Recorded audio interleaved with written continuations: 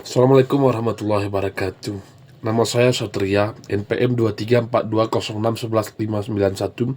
Di sini saya akan mempresentasikan makalah filsafat pendidikan yang berjudul Ontomologi, Epistemologi, dan Aksiologi. Mata kuliah Filsafat Pendidikan, dosen pengampu Pak Abdus Syukur. Yang pertama yang akan saya presentasikan adalah ontologi.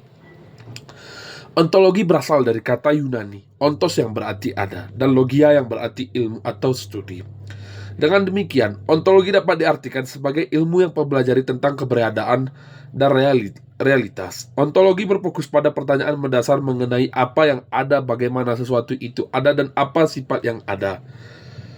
Ontologi mencakup berbagai aspek seperti entitas, apa yang dianggap sebagai entitas, apakah hanya benda fisik atau juga ide, konsep, dan hubungan. Klasifikasi, bagaimana entitas-entitas tersebut dapat diklasifikasikan, misalnya apakah ada perbedaan antara benda material dan imaterial.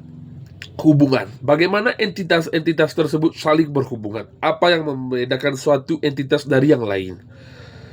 Aliran-aliran dalam ontologi. Realisme berpendapat bahwa dunia eksternal ada secara independen dari pikiran atau kesadaran manusia. Objek-objek di dunia ini memiliki eksistensi yang nyata, terlepas dari apakah kita mengamati atau memikirkan. Contoh, sebuah pohon tetap ada meskipun manusia tidak melihatnya. Idealisme berargumen bahwa realitas bergantung pada pikiran atau kesadaran. Dalam pandangan ini, apa yang kita anggap sebagai realitas adalah konstruksi mental. Contoh, dalam pandangan idealis, ide atau konsep tentang pohon lebih penting daripada keberadaan fisiknya. Materialisme menyatakan bahwa hanya materi yang ada dan segala sesuatu dapat dijelaskan melalui interaksi materi. Dalam pandangan ini, segala fenomena, termasuk pikiran dan kesadaran, dapat dijelaskan melalui proses fisik. Contoh, pikiran dianggap sebagai hasil dari aktivitas otak yang material. Fenomenologi berfokus pada pengalaman subjektif dan bagaimana individu memahami dan memberi makna pada dunia di sekitar mereka. Pendekatan ini menekankan pentingnya pengalaman langsung dan kesadaran. Contoh, penelitian fenomenologis mungkin mengeksplorasikan bagaimana seseorang mengalami keindahan alam. Kesimpulan di dalam ontologi. Ontologi adalah bidang yang sangat penting dalam filsafat karena memberikan dasar bagi pemahaman kita tentang dunia dan segala sesuatu yang ada di dalamnya. Dengan memahami berbagai aliran dalam ontologi, kita dapat lebih memahami bagaimana berbagi pandangan tentang realistis dapat mempengaruhi cara kita berpikir, berperilaku, dan berinteraksi dengan dunia di sekitar kita. Epistemologi, cabang filsafat yang mempelajari tentang pengetahuan, termaksud asal-usul, sifat, batasan, dan kriteria kebenaran. Istilah ini berasal dari kata Yunani episteme yang berarti pengetahuan dan logos yang berarti ilmu atau studi. Epistemologi berusaha menjawab pertanyaan-pertanyaan mendasar seperti apa itu pengetahuan, bagaimana kita memperoleh pengetahuan, apa yang membedakan pengetahuan dari opini dan kepercayaan. Unsur-unsur pengetahuan. Dalam epistemologi, pengetahuan yang seringkali didefinisikan sebagai justified true belief, kepercayaan yang benar dan dibenarkan. Ini berarti bahwa untuk sesuatu dianggap sebagai pengetahuan. Kepercayaan, seseorang yang harus mempercayai suatu pertanyaan atau proposi. Kebenaran, pernyataan tersebut harus benar. Pembenaran, seseorang harus memiliki alasan atau bukti yang mendukung kepercayaan tersebut. Teori kebenaran.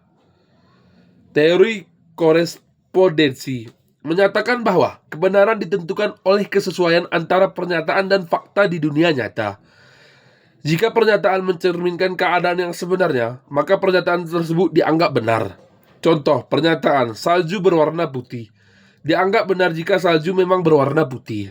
Teori koherensi menyatakan bahwa kebenaran ditentukan oleh konsistensi dan koherensi antara berbagai pernyataan atau keyakinan. Suatu proposisi dianggap benar jika ia konsisten dengan sistem kepercayaan yang lebih besar. Contoh, dalam sistem kepercayaan yang koheren, jika semua pernyataan saling mendukung dan tidak ada kontradiksi, maka pernyataan tersebut dianggap benar. Teori deflasi menyatakan bahwa pernyataan kebenaran tidak memiliki makna yang lebih dalam daripada pernyataan itu sendiri. Dalam pandangan ini, mengatakan P adalah benar sama dengan mengatakan V. Contoh, jika mengatakan salju berwarna putih itu benar, kita harus mengulangi pernyataan tersebut bahwa salju itu benar.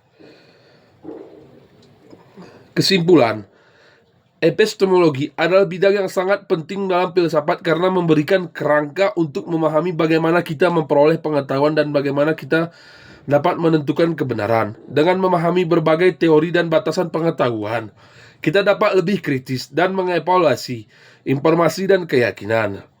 Aksiologi adalah cabang filsafat yang mempelajari tentang nilai, termasuk nilai moral, estetika, dan sosial. Istilah ini berasal dari kata Yunani axios yang berarti berharga atau nilai dan logos yang berarti ilmu atau studi. Aksiologi berusaha untuk memahami apa yang dianggap baik, buruk, indah atau tidak indah serta bagaimana nilai-nilai tersebut mempengaruhi perilaku dan keputusan manusia. Aksiologi mencakup beberapa aspek penting antara lain definisi nilai, apa yang dimaksud dengan nilai, bagaimana nilai dibentuk dan diukur. Klasifikasi nilai, apa saja jenis-jenis nilai, bagaimana nilai tersebut saling berinteraksi, sumber nilai, dari mana nilai tersebut berasal, apakah nilai bersifat universal dan relatif. Jenis-jenis nilai dalam aksiologi. Nilai moral. Nilai moral berkaitan dengan etika dan moralitas. Ini mencakup prinsip yang mengatur perilaku manusia seperti keadilan, kebaikan, kejujuran, dan tanggung jawab. Contoh, dalam banyak budaya, kejujuran dianggap sebagai nilai moral yang penting dan berbohong dianggap yang salah. Nilai estetika. Nilai estetika berkaitan dengan keindahan dan pengalaman estetis. Ini mencakup penilaian terhadap seni, musik, sastra, dan bentuk ekspresi kreatif yang lainnya. Contoh, sebuah lukisan yang mungkin dianggap indah berdasarkan komposisi, warna, dan teknik yang digunakan. Nilai sosial. Nilai sosial berkaitan dengan norma dan nilai yang berlaku dalam masyarakat. Ini mencakup nilai seperti solidaritas, toleransi, dan kebersamaan. Contoh, dalam banyak masyarakat, nilai yang seperti saling menghormati, kerjasama dianggap untuk menjaga keharmonisan manusia, dan rasa empati yang sering dimiliki setiap manusia adalah satu kesinambungan yang saling mencukupi di antara individu-individu yang ada di muka bumi ini. Nilai ekonomi. Nilai ekonomi berkaitan dengan aspek materi dan utilitarian dari kehidupan, mencakup nilai yang terkait dengan barang dan jasa serta keputusan ekonomi. Contoh, dalam konteks ekonomi, nilai suatu barang dapat diukur berdasarkan permintaan dan penawaran di pasar. Sumber nilai. Aksiologi juga membahas dari mana nilai-nilai tersebut berasal. Budaya. Nilai ini seringkali dibentuk oleh tradisi, norma, dan praktik budaya. Apa yang dianggap baik yang telah dilakukan semenjak masa leluhur zaman dahulu akan terus menjadi tradisi yang berulang-ulang dikerjakan manusia asal syaratnya sebuah pekerjaan yang positif. Agama. Banyak nilai moral dan etika berasal dari ajaran agama. Misalnya banyak agama yang mengajarkan nilai seperti kasih sayang, empati, tanggung jawab, pengampunan, dan keadilan. Rasionalitas. Beberapa filsuf berpendapat bahwa nilai dapat ditentukan melalui akal dan logika, dan pandangan ini nilai tertentu dianggap universal dan dapat diterima oleh semua orang.